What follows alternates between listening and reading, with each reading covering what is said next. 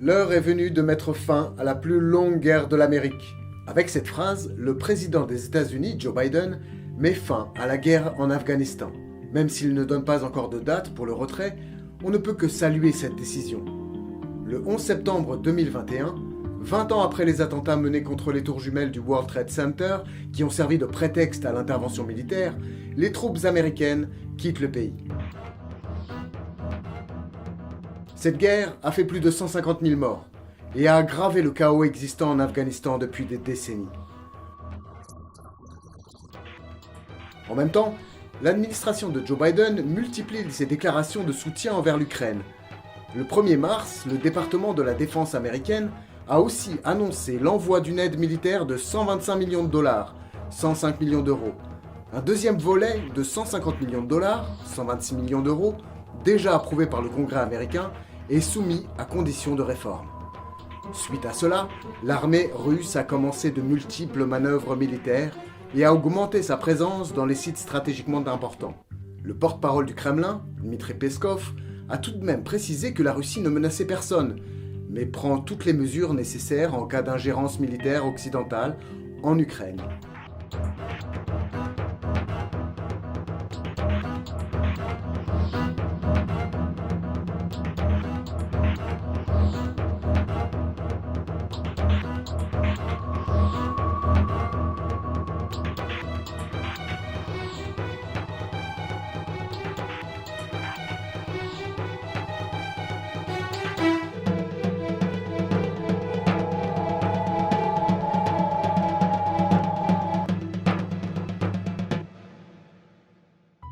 Rappelons les origines de la crise ukrainienne. Le ministère des Affaires étrangères la présente comme un conflit entre l'Ukraine et la Fédération de Russie. L'Ukraine est un pays d'Europe de l'Est dont la superficie est un peu plus grande que celle de la France métropolitaine. La décision du président Yanukovych, à la fin novembre 2013, de suspendre le processus devant conduire à la signature d'un accord d'association avec l'Union européenne déclenche la révolution de la dignité, Euromaïdan.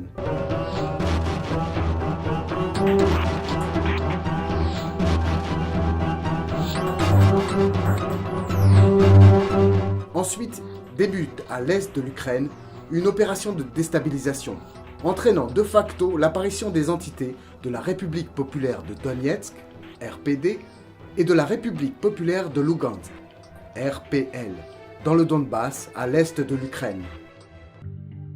L'UE accorde son soutien au nouveau gouvernement, notamment pour ses efforts de réforme politique et économique. Un accord d'association avec l'Ukraine a finalement été signé en mars 2014. En plus, le gouvernement européen a annoncé un plan d'aide pour l'Ukraine, effectué par la Banque européenne à titre de soutien aux efforts des réformes de 2014 à 2020. Dans ce contexte, la Russie semble être un opposant aux réformes. D'abord, je vous rappelle que un des responsables de la crise actuelle en Ukraine, c'est l'ancien président de la Commission européenne, M. Barroso, puisque lorsque Yanukovych sort temporairement, il est prêt à y rentrer après. Si on lui donne les 15 milliards de dollars, il est prêt à rentrer dans l'accord d'association avec l'Union européenne. La Russie et l'Ukraine proposent des négociations à trois avec l'Union européenne. Pourquoi ? Parce que pour la Russie, le problème, il est essentiellement douanier. Si jamais l'Ukraine ouvre ses frontières aux produits européens, eh bien, comme il n'y a pas de frontière entre l'Ukraine et la Russie, ces pays européens compétitifs vont arriver sur le marché russe sans douane. Donc évidemment, c'est pas acceptable pour la Russie.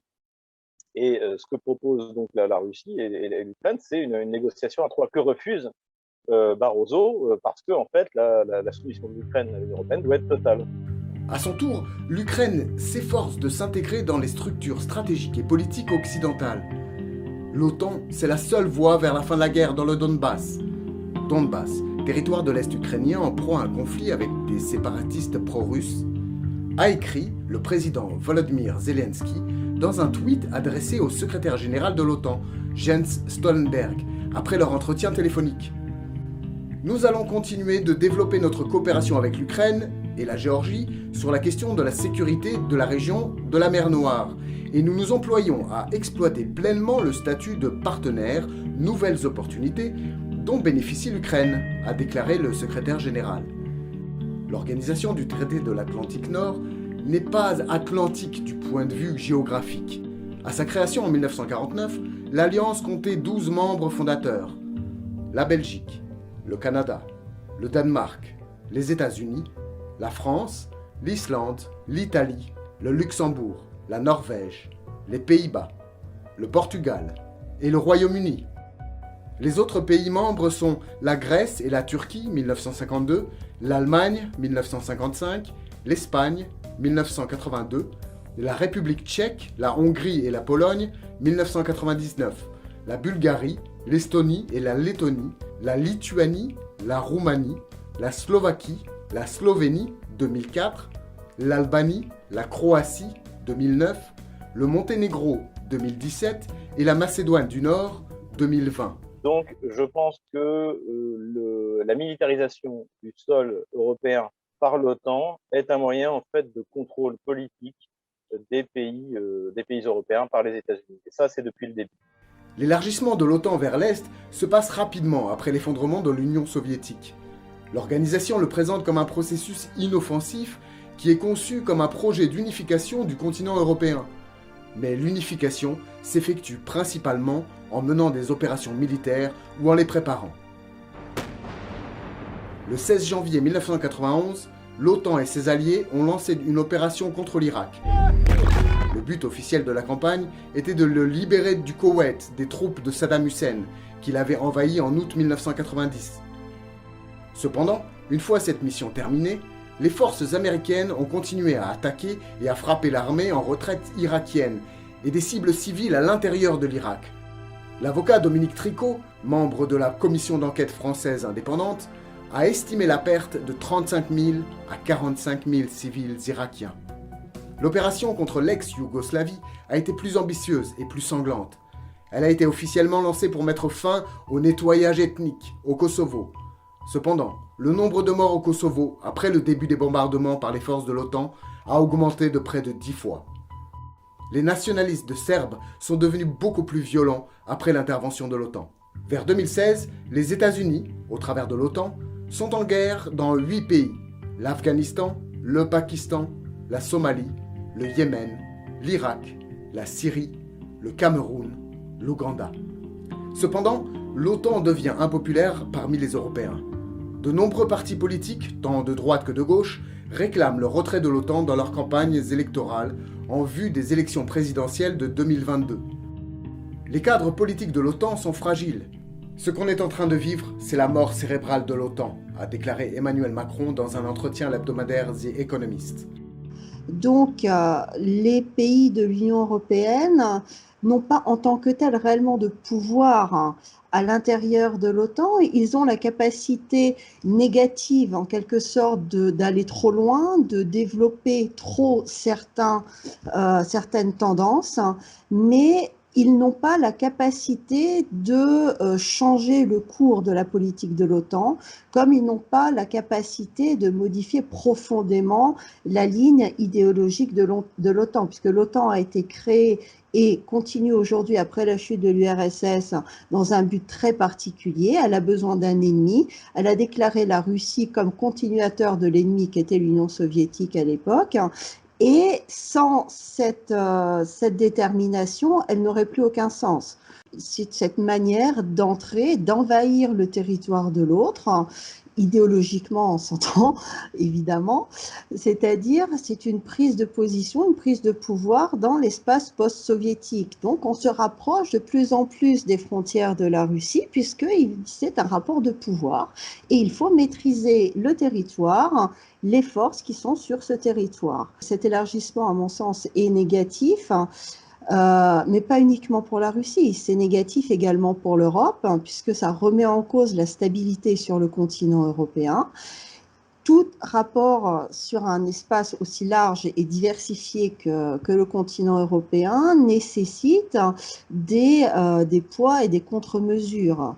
Or, avec la domination atlantiste galopante à laquelle nous assistons aujourd'hui, il y a une mise en péril de ces équilibres, puisque l'Europe, manifestement les pays européens pris dans l'Union européenne, ne sont plus aptes à défendre les intérêts du continent européen et ils se trouvent entraînés dans un conflit qui n'est pas le leur, à mener des guerres qui ne sont pas les leurs, les guerres pas uniquement en termes de tanks et de murs armés, mais les guerres sont également politiques, économiques, idéologiques, et ils sont amenés à se couper de la Russie, qui est une composante dominante importante du continent européen, historiquement. Et en ce sens-là, l'Europe de l'Union européenne se retrouve extrêmement affaiblie. L'organisation a trouvé un nouveau souffle avec l'arrivée de Joe Biden au pouvoir aux États-Unis. Je vous parle aujourd'hui comme président des États-Unis, au tout début de mon administration, et j'envoie un message clair au monde. L'Amérique est de retour. L'Alliance transatlantique est de retour, a-t-il déclaré.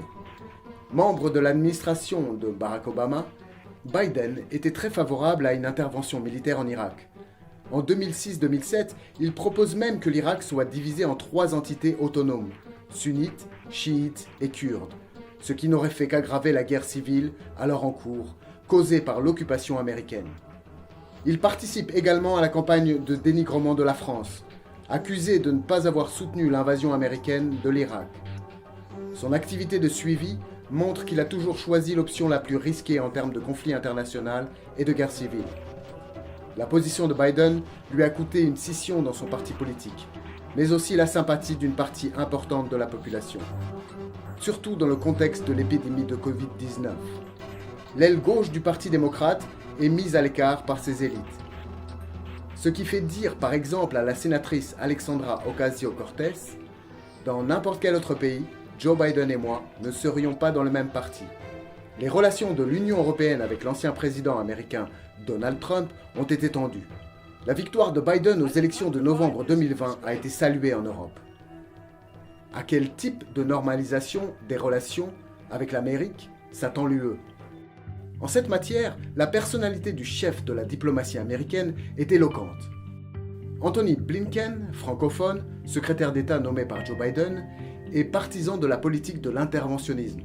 Blinken a été longtemps la tête pensante de Joe Biden en ce qui concerne la politique étrangère. Il l'a convaincu de peser de tout son poids de président de la Commission des Affaires étrangères du Sénat pour soutenir l'invasion en Irak en 2003. À Bruxelles, avant le début d'une réunion des ministres des Affaires étrangères de l'OTAN, en mars, Anthony Blinken a souligné l'engagement du président américain Joe Biden à revitaliser les alliances et les partenariats. Ensuite, pendant la réunion, on a encore une fois confirmé que le premier défi de l'organisation internationale demeure la Russie. Pour le secrétaire général de l'OTAN, Jens Stoltenberg, la Russie a fait preuve d'un comportement agressif en utilisant la force pour envahir la Géorgie et l'Ukraine. La menace russe sert de prétexte au déploiement des forces de l'OTAN en Europe, ainsi qu'à la course aux armements dans le monde. Les dépenses militaires des principales puissances battent des records. La France montre la plus forte hausse de vente d'armes, avec un bond de 44% entre 2016 et 2020. En outre, les dépenses de la France pour l'OTAN représentent désormais 2,04% de son PIB. La sécurité collective de la France et de l'Europe repose uniquement sur leur adhésion à l'OTAN. Dans la configuration actuelle, dans la mesure où les États sont membres de l'Union européenne, il ne peut pas y avoir de projet alternatif viable et réel. Tout projet s'appuie en fait sur un affaiblissement de l'État. J'explique. La défense nationale passe par la capacité, par la souveraineté. C'est un des éléments de la souveraineté. Les États, en entrant dans l'Union européenne, ont donné une part de leur souveraineté à une structure qui n'est pas politique, donc qui ne dépend pas de la volonté des gens qui l'élisent, de la population. Donc c'est un mécanisme antidémocratique en quelque sorte, et qui en plus déresponsabilise complètement ses dirigeants. Donc si vous voulez, ils n'ont ni les moyens, la volonté au niveau européen de mettre en place une politique autonome de défense puisqu'ils n'ont pas de politique autonome.